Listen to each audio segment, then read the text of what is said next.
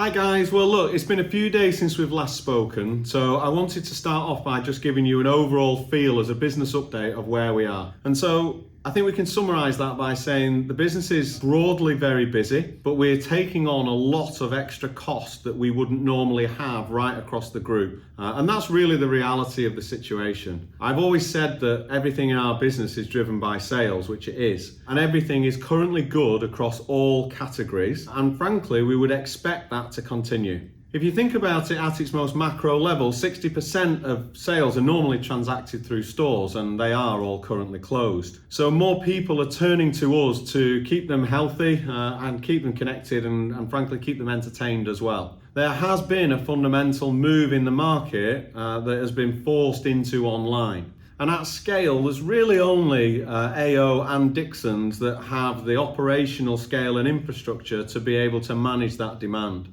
At the same time, the nation is stress testing all their electrical appliances in home like never before. Never before has the nation simultaneously all stayed at home like this. And so hopefully they're also being reminded of just quite what a key part that electricals do play in their lives as well.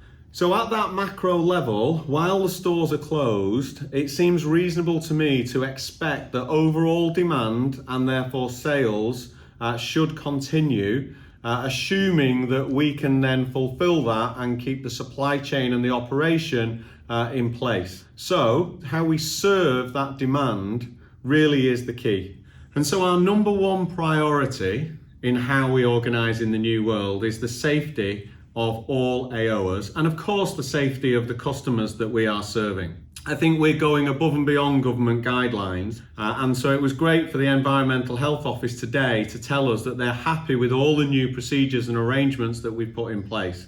There should be no reason now, whether on shift or on break, within the operations at Crewe that you should have to come within 2 meters of one of your colleagues. We've also moved a ton of people from all the various offices to work from home.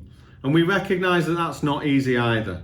I know there have been some fun moments of kids interjecting in meetings and some really entertaining things that have been going on. But at the same time, we also know that that creates stress in your homes as well.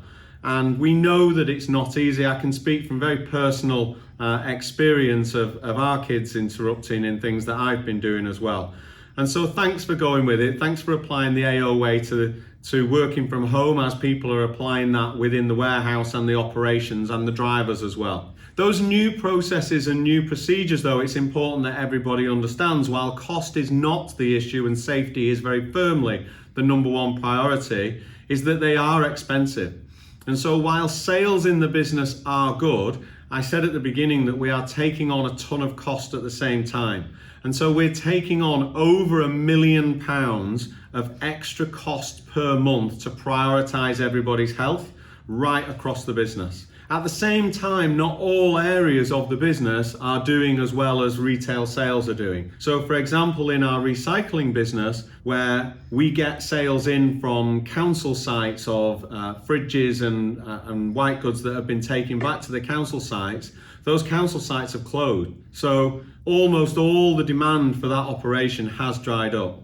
And as a result of that, we will be asking for volunteers within the recycling operation to be furloughed, and they will be following the government scheme. I think overall, the situation represents a chance for us to show what we can do as a business, to prove what I've been saying for years, that online really is a better way to buy this category. But times like this really do also bring home and demonstrate the scale of our business and the Herculean strain that it is under from an operational point of view. And everything only works when we talk about, if we look after the business, then the business will be in a position to look after us, not just for today, not in this immediate crisis, but to give us all the security that we want long term. And this is a fantastic business to work in. And on the other side of this, the economy is going to be challenged, and we need to make sure that AO is as well placed coming out of this as it was going into this. We've talked a lot about the value of one AO over the last 12 to 14 months, and we're really starting to see the benefit of that now.